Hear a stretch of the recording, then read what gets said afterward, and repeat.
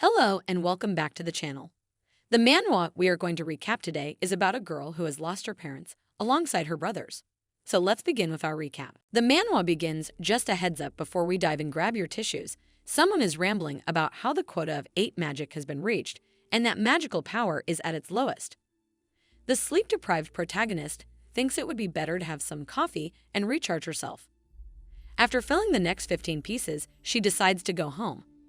Later, a coworker from the same department asks Boba if she is once again pulling an all-nighter. Boba replies with a yes. Her coworker cheers her on and admires how she is always working so hard. But Boba, an outcast, sees that this coworker is trying to cheer her up, though she doesn't really know how she truly feels. She, someone who doesn't attend social gatherings and is always making potions, carries more than just fatigue. She also bears the title of a senior who has no money and has never even bought coffee at work. A worker who always stays overtime despite it being unnecessary, and who is said to ruin the team atmosphere. Despite all this poor woman has not gotten a promotion and has remained a regular employee for over 5 years. Still, Boba tells herself that she's probably overthinking it, and that the coworker must be only showing courtesy. Her life has become lifeless. After everything happened, she fell into the dark. She even planned to take a year-long leave, but again, this broke bank can't afford to do that. As her name suggests, Boba was the treasure of her family, the only daughter in a family known for having 3 sons in a row. Her life was once comfortable, a family with no financial issues, overflowing parental love and affection. Even when the siblings fought, the older brother would give in to the younger one. She was a happy kid, a cheery young girl, and she was going to be a happy adult. But like everyone else in this world, her life eventually took a thorny path. The whole world has turned to chaos. The monsters are here. The day of the rifts, those rifts occurred simultaneously all across the world, with monsters pouring out of them. People were either swept away by the rifts, went missing, or were killed. Existing firearms didn't work against the monsters, so it was impossible to even fight them. Slaughter and death, the collapse of nations, and the destruction of civilization followed. This tragedy, unfortunately, strikes her family too. Inside the house, the 2 older brothers worry about their parents. Han and Boba tremble in fear. Boba watches with wide-open eyes as a monster devours their parents. She is literally frozen, eyes wide as her parents are consumed. Han quickly places his hand over her eyes to stop her from seeing more. The 2 of them keep trembling, but the monster comes for them too. At the last moment, Han pushes her away. Boba looks back and sees her 3rd brother, all bleeding. She cries out to him again and again, sobbing while the monster looms above them, trying to devour her too. The other 2 brothers desperately try to protect her. One of them rushes in and knocks the monster back with his knees. She turns to look at her oldest brother. When the world was on the verge of extinction, in response to the unprecedented situation unfolding worldwide, a system emerged. Some unspecified force made contact with people, awakening in them an unknown power to fight the monsters. The system appeared like a game window. The rifts resembled dungeons. Humanity adapted to this rapidly changing world, where common sense had been overturned. The people who awakened upon contact with the system began to be called hunters. Hunters would eliminate monsters and enter rifts to find missing people. Stability came quickly and changes followed even faster. Led by various organizations such as the Hunters Administration, humanity began researching the unknown world to better understand it. The era of rifts has now begun. Even so, during the early stages of the rifts, she lives in a shelter for a while. After her parents' deaths, the house had been destroyed due to the rifts, and their bank account was frozen. Now, the 2nd brother thanks the oldest brother, saying that because he became an awakener, they were able to admit Han to the hospital after paying the bills. But their inheritance is now depleted. The eldest brother says that even though it had nothing to do with their circumstances, he has decided to become a hunter. Hayao mentions how prices have risen and their monthly expenses are enormous. Han is hospitalized and needs continued care. Maknae believes the hunter's job is extremely dangerous, but Boba shouts that he can't. She pleads with Hayao not to become a hunter because she is afraid. What if something happens to him? She even begs Maknae to stop Hayao. Hayao tells her that if they don't act, they'll have to give up on Han's life. As the head of the family, he has thought carefully and made his decision. After a while, thanks to Hayao's sacrifice, she and Maknae managed to get a small room, allowing them to maintain a fragile livelihood. She returns home and overhears Maknae saying what's wrong with a hunter's body anyway. He's audibly fighting with Hyun. Maknae says he can't let his brother do everything alone anymore and wants to help, even if it's just a little. But Hyun tells him that he is smart and had said himself he would pass the SAT test. Maknae scoffs, saying intelligence is useless these days. Hyun encourages him, saying education is more important than ever, and that he will handle the expenses. At the same time, Boba enters. Hyun calls her pig and asks her to trust him. It was already hard enough for Hyun to manage his own body, yet he never gave up on his siblings. To her, her oldest brother was the most awesome person in the world. For 2 years, he carried the weight of their family, just as he promised. However, one day 6 years ago, a teacher comes into her class, asks her to pack her bag, and tells her to go home. She feels a deep sense of foreboding. A rift within a rift news spreads about Hyun. He had been swept away by a strange phenomenon that had never occurred before, and he couldn't return. Maknae wants to go out and search for their brother, but Han remains in a coma and Boba needs a legal guardian's protection. He'll probably need therapy after just reading this first chapter. And now that Hyun has disappeared, Maknae becomes the head of the family. He quits college and begins working as a porter in the rift zones, those places where hunters hunt monsters. Maknae skins the monsters' bodies. It is a porter's job to collect all the necessary parts and materials from within the rifts. Even Hyun barely managed to do this. Even if they tighten their belts, they are unable to cover the hospital expenses. At this rate, they will likely get hand-kicked out of the hospital and watch him die. Just when she is in a state of overwhelming anxiety, Boba awakens. Boba awakens as an alchemist, not a combat class, but a production one. The only skill granted to her is potion maker, rank C. That's it. In a world where no skill can reverse negative effects and potions are the sole method of recovery, her ability, however basic, becomes a necessity. Thanks to that, 4 Seasons quickly grows into one of the largest guilds in Korea. Boba, by some stroke of luck or fate, manages to join their potion team, one as a full-time employee. If she took the salary alone into account, there might have been better offers out there.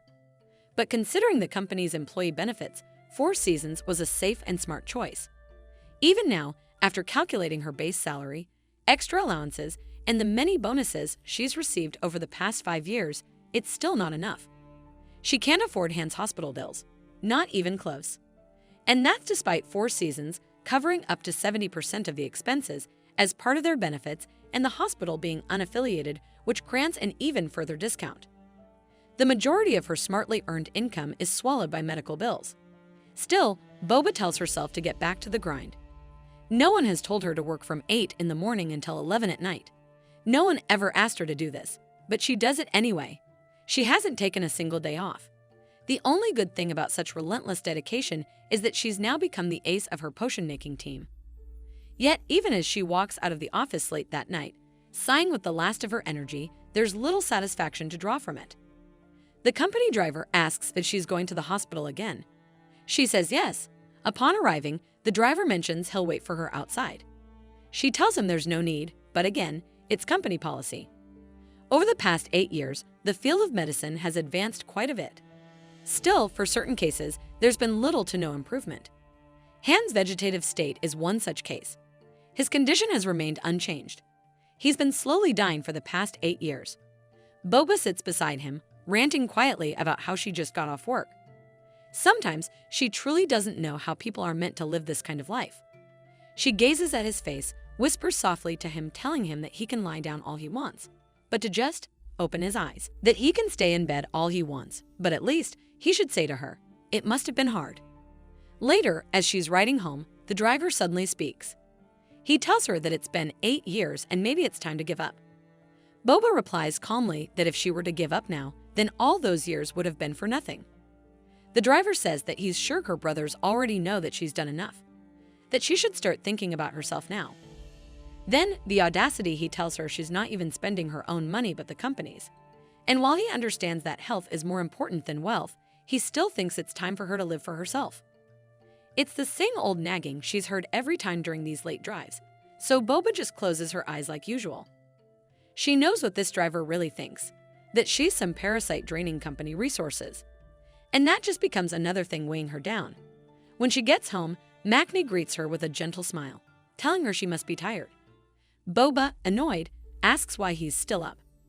He simply says he was waiting for her and tells her to wash up and sleep. She rants that she just got home, and now he wants her to sleep even though she's starving. So, brother and sister decide to throw themselves a small chicken party. Maknae is the only one left who feels like a friend. He's the only one who listens when she complains. As the two of them eat chicken, the news flashes across the screen 8 years have passed since the first rift opened, and now some of the people who disappeared into it have started to return. These returnees claim they've been living in entirely different worlds after crossing over. Among them is a name that shocks the nation: the S-rank hunter, the one who now represents the Blade Master. Most of the awakened ones who've returned have come back with high ranks. Maknae and Vidian, watching the news, wish out loud that Hyung might return too, hopefully, as an S-rank hunter.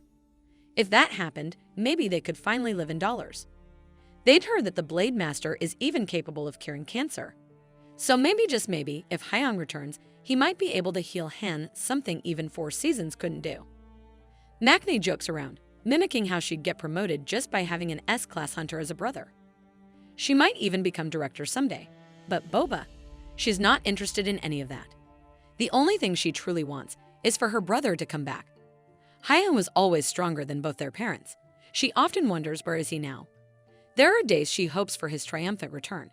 Then there are darker days where she prepares herself to receive his corpse. She turns to Maknae and asks if he's going to the rift tomorrow. He nods, saying he's already prepared some soup and side dishes for her breakfast. Boba's heart tightens. She asks if he really must stay a porter. It's dangerous. She's heard that hunters don't treat porters kindly. He brushes off her worry, saying hunters are just overly sensitive about rift stuff. But he adds he can't let her shoulder everything alone. If she really wants to care for their brothers, then he needs to do his part too. He reminds her of the time Hyung was drunk and shouting that he'd make Boba live like a princess. She laughs. She remembers it clearly. Then Maknae, more seriously, mentions he wanted to keep quiet about it, but he feels like he's about to awaken soon too. Boba immediately questions him. How would he even know something like that? He admits it's just a gut feeling. But Boba doesn't trust that. She's sad and anxious. She doesn't ask for much, she just wants him to come back alive. Just that, her heartfelt worry moves Maknae. He pats her on the head, assures her gently, then teases her to go to bed. She tells him to sleep early too and leaves for the night. 13 hours later, Boba is dashing to the hunter's management office. She'd known something was off. Her team leader had worn an unusually friendly expression this morning. Even that rude employer gave her a handwritten day leave. And Maknae, who last night said he had a good feeling about today, she runs, her heart clenching with every step. Her mind is torn between terror and hope. Maybe he just awakened into an S-rank hunter. Maybe, just like he said, he really is brilliant. At the information desk, she pleads silently for her brother to be all right. The receptionist tells her they've been waiting and that she can head downstairs now with the boss. That's when things start to feel less like real life and more like a badly written Wattpad novel. They're going underground. Just like how people dread a trip to the police station, awakened ones dread being summoned to the underground floors of the hunter's management office. The first floor operates like a community center, but if someone is being sent down, that means criminal awakeners might be involved. Below ground lies the domain of intense investigations, interrogations, even torture. The fear creeps in.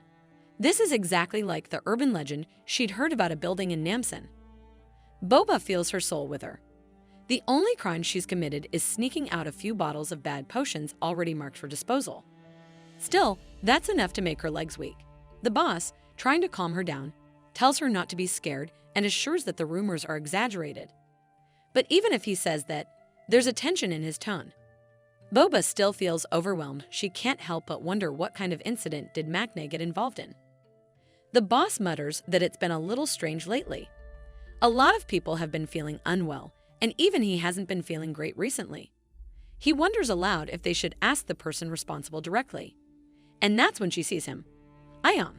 He's standing there, a black aura radiating off of him. This was actually a really good chap. Boba gets emotional the moment she sees Hyung. The boss asks Mano why Hyung is smiling, but he himself doesn't seem to like the sudden way Hyung starts laughing. It's unsettling. Boba, at first glance, is confused. Mano stands beside her, the first of the new generation awakeners. He's an A rank and is widely considered one of the strongest. His role is to investigate criminal awakeners and, if necessary, subdue them using violent means. This only makes Boba more worried. As far as she knows, Mano is not usually involved in tracking awakened individuals who return from the other world. But the boss reassures her Mano is here because he's the one who found him. Then the boss asks her how she feels seeing Haiyan again. She admits that he looks like her brother, but she isn't certain. Still, she acknowledges that people returning from the other world after long periods isn't rare, so she does believe he might be her brother. The boss suggests that if she's unsure, they can try speaking with him. But the moment the mic opens, a horrifying laugh echoes through the room. The sound is chilling. If it were nighttime, one might mistake him for a ghost. The laugh is unhinged, maniacal. Mano frowns, clearly irritated. If Haiyan is trying to act like he's in a horror movie, it's not working in his favor.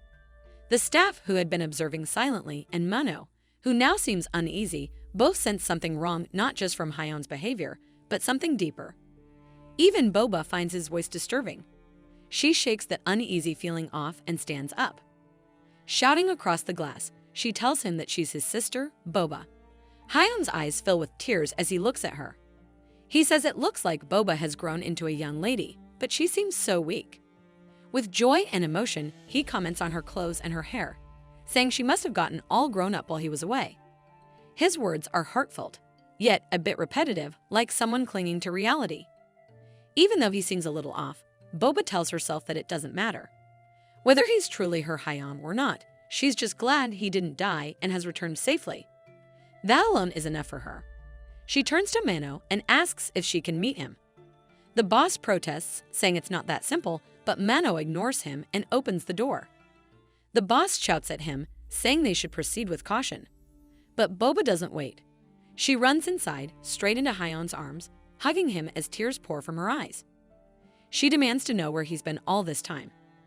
Haiyan cries too. He says he missed her so much, and that's why he fought with everything he had to return, no matter the cost. Boba breaks down completely. She's overwhelmed, asking him why he only showed up now when they've been searching for him for 6 years. He agrees it has been a long time. Then he asks her about their 2 brothers. She explains that their Magna is working as a porter in the field unit and couldn't come. Then comes the hardest question. Haiyan asks about Han. Boba knows this must be the reason he came back. The thought of Han must have been what kept him going. She reassures him that Han is not dead. He is alive. After Han disappeared, she awakened and moved Han to a better hospital, all thanks to her company's medical benefits. This news visibly lifts Haiyan's spirit.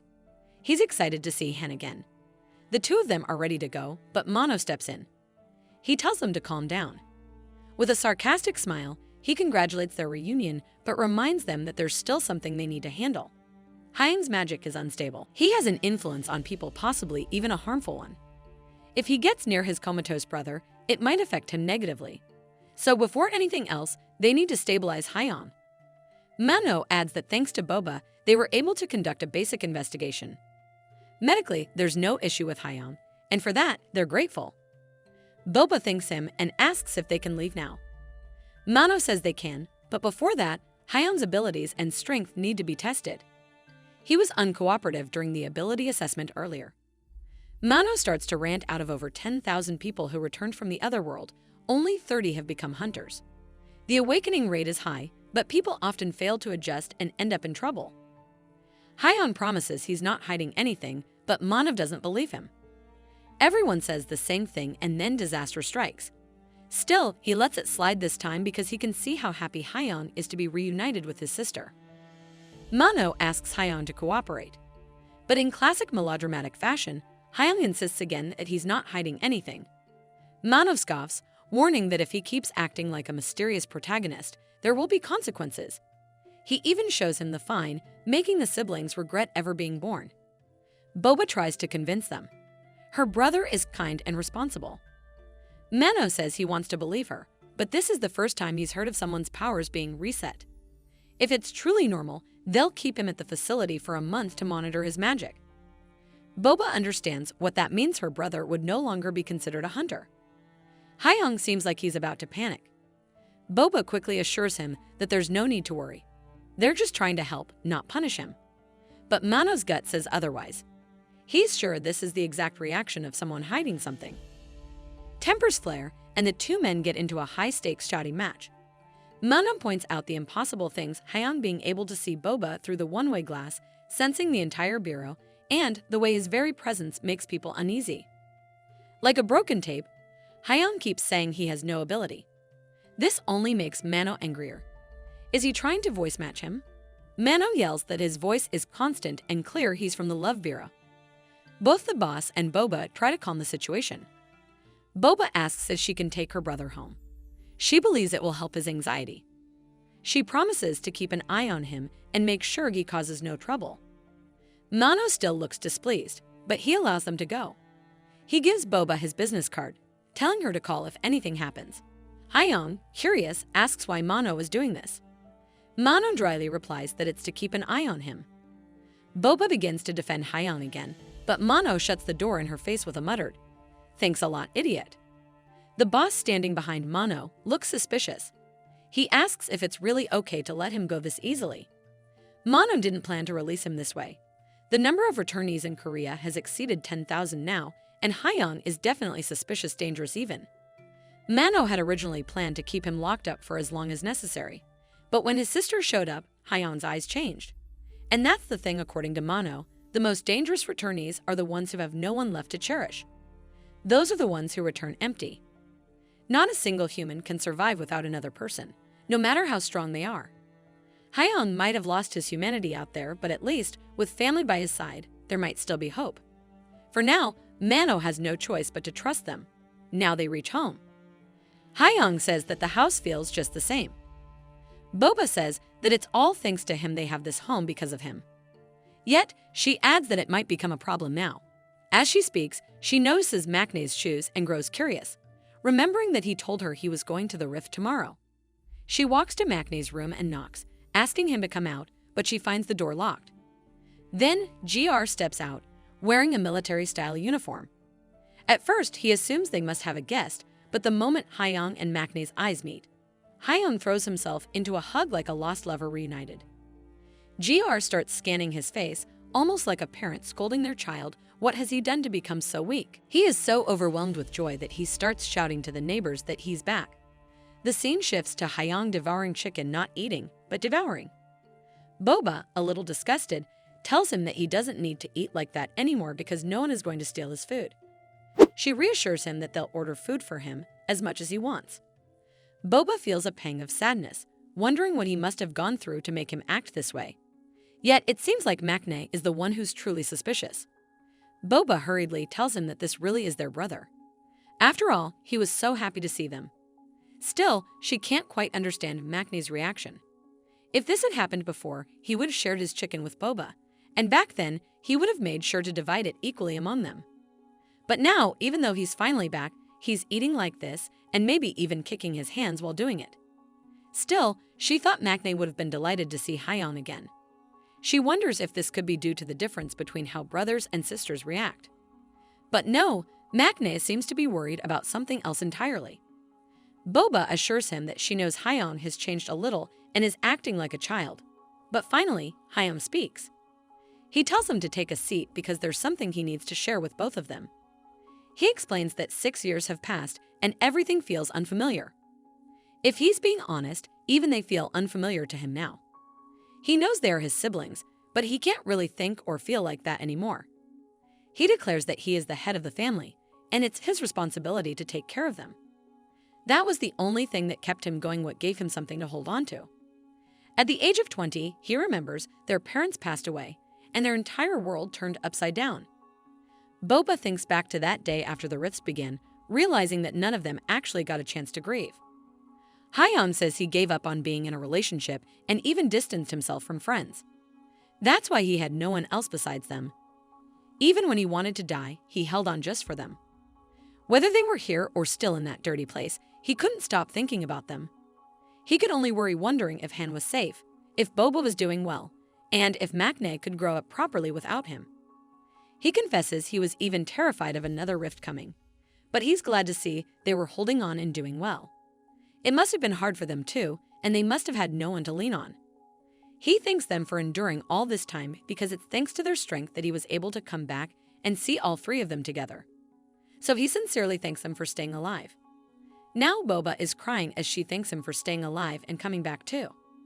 GR feels truly happy, and now even maknae is assured. Hyung really is their brother. Hyun apologizes for leaving them alone like that for the last 6 years, but then he announces something important. For the next 10 years, he's giving up the responsibilities of being the family head. He reveals that he actually gave his powers. Boba can hardly believe it. He used to be so adamant about his role. She thinks that if they had confessed the truth quickly, they might have avoided that hefty fine. He announces that perhaps he is now the strongest. There's no one in the world stronger than him. He explains that there was barely anyone in that other world who could rival him, but the real problem is this: he can't use his powers. If he does, the darkness within his Drake's heart will escape and destroy this world. He truly cannot rid himself of the darkness. Once it escapes, he will be consumed by it. He admits that he is evil, at the pinnacle of wickedness. He says he is hell itself, the beginning and the end, an immortal being. His body is responsible for the corruption of an entire world. His soul has been dyed in darkness. The only reason he remained rational was his desire to see them again. He says he once even denied the existence of good, but now he acknowledges it.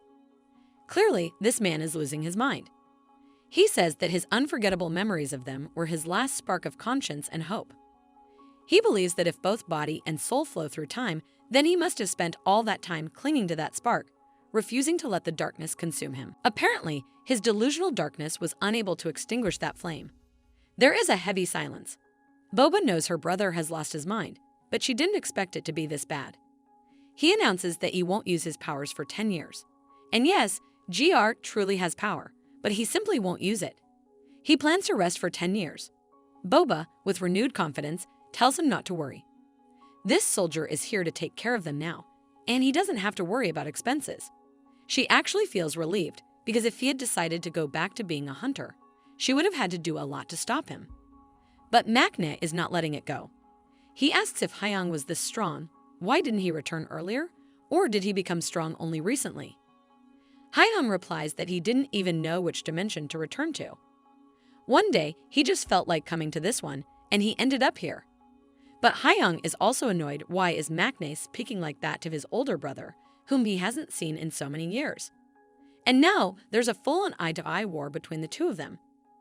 Boba says that it's right, but she can't understand why the maknae is acting like this. She looks at him intently, asking if something happened while he was at the rift. Even if she knows that their Hyung is going through some major psychological struggles, she still doesn't get why the maknae is being so harsh. She insists that he tell her the truth. Did something happen? Did someone get hurt? The maknae finally accepts that he's not usually like this.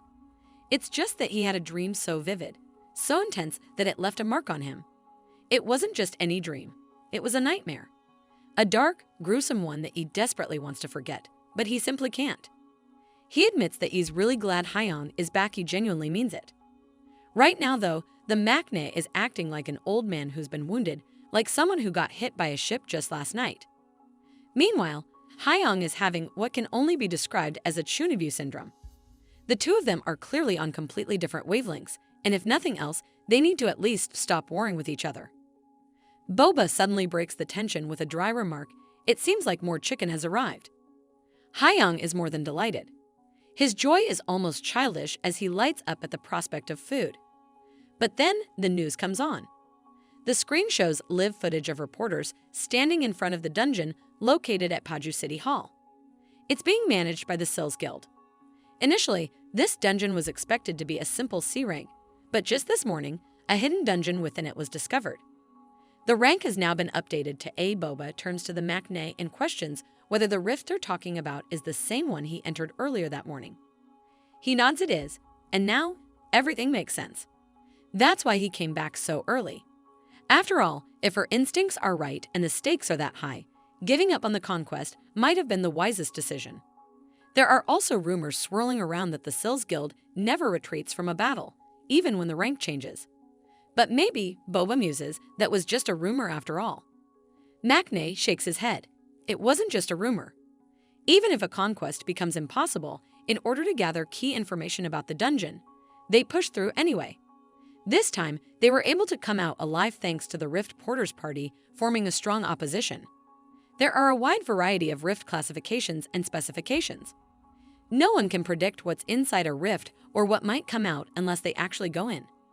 There could be rare resources or incredibly useful items, but there are also occasional cases where monsters or entire dungeons have hidden their powers.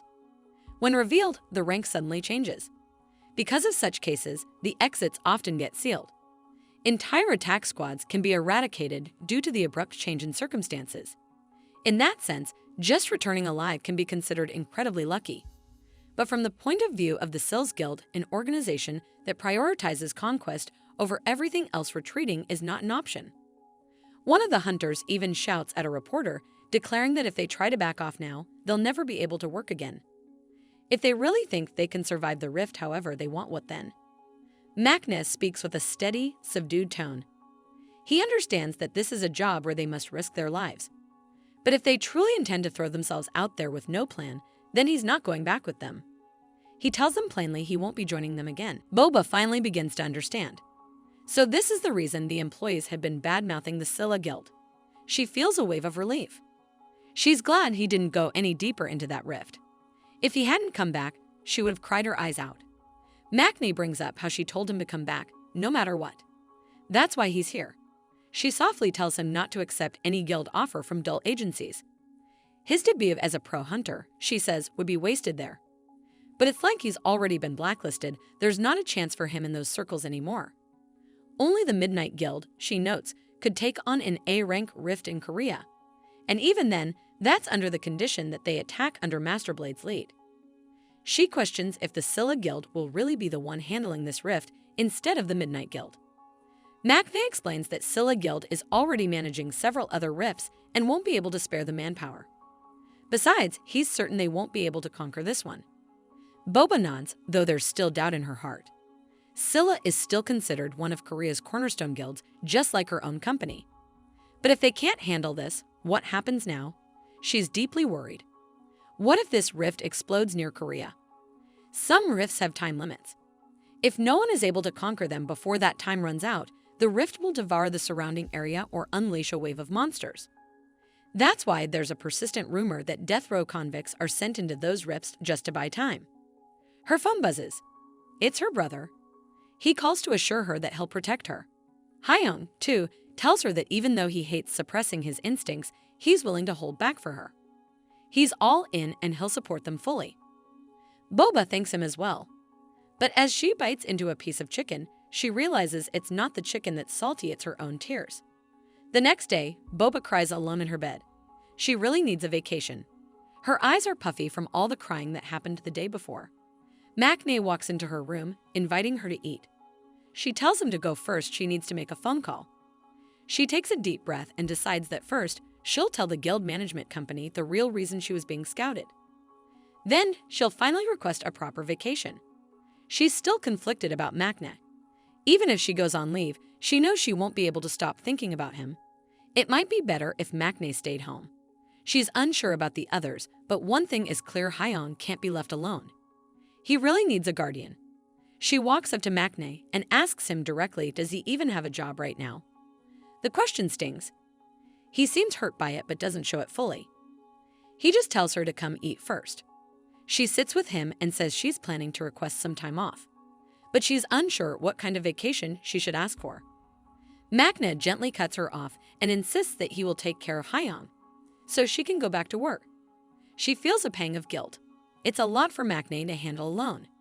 She tells him that she'll take a short 2-day leave and look after Hyung herself.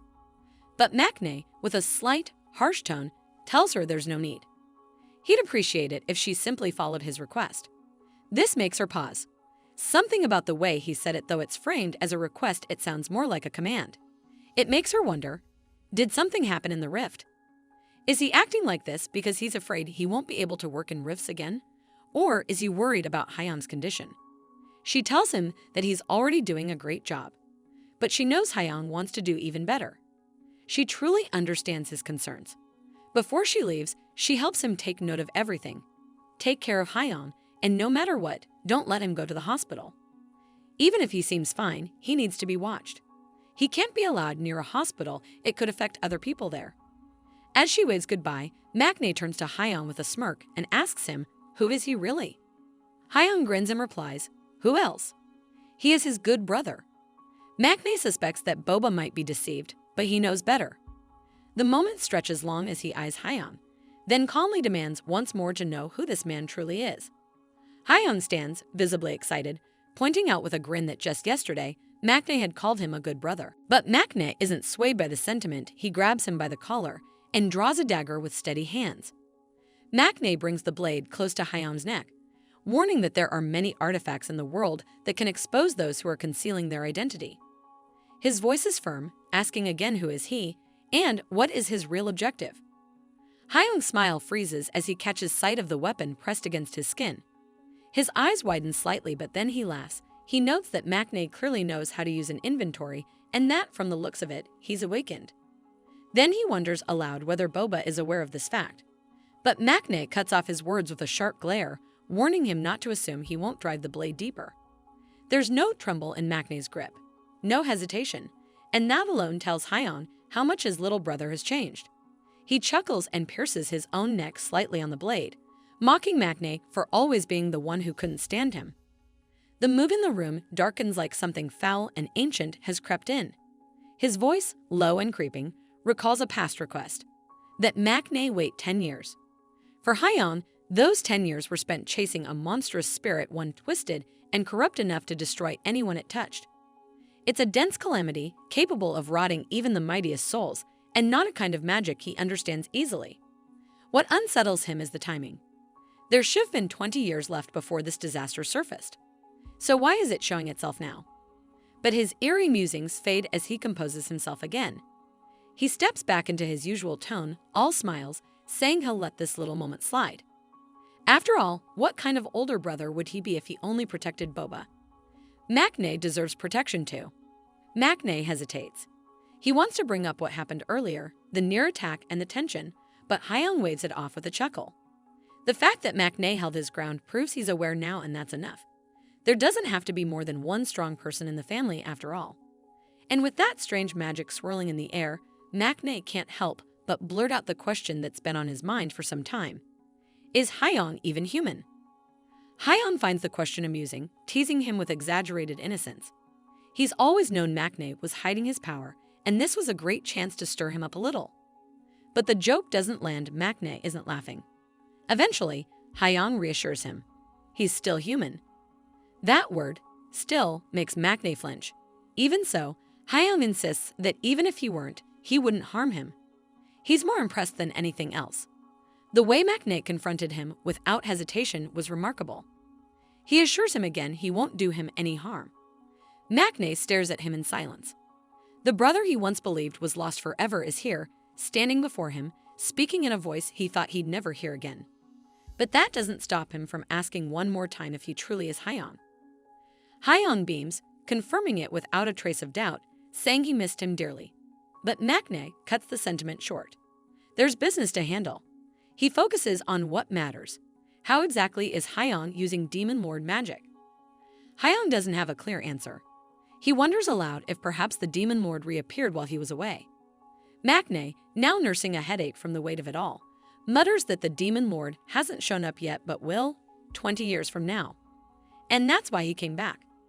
It's a magic that reeks of madness, destruction, and slaughter. The kind of power that should never be in anyone's hands, and yet Hyeon is using it so casually. Maknae can't help but feel unnerved. This is the very magic that 20 years from now tears the world apart. In that future, rifts of ridiculous sizes crack open across the earth. Monsters spill out, tainted with unclean, polluted magical energy. The larger the rift, the more grotesque the creatures. Humanity barely manages to keep pace, their numbers stretch thin against an onslaught that never slows. The only reason survival is even possible is thanks to hunters, those who continued to grow stronger over those 20 years, evolving at breakneck speed just to stay alive. But the real problem didn't come from below. It descended from above. One day, the sky split open. From it came a demon, a being so powerful, so twisted, the world itself began to collapse under its presence. It was not a battle they could win. No strategy, no weapon, no sacrifice was enough. The war was lost before it even began. No one knew why the Demon Lord came. No one could guess its motives, but the outcome was inevitable. Maknae had never believed he could win against something like that. Even when the Demon Lord seemed to go easy on him, like it wasn't fighting seriously, he had no hope. And yet, somehow he won. Somehow the world was saved. He doesn't remember how he did it. Doesn't understand the miracle that let him protect everything.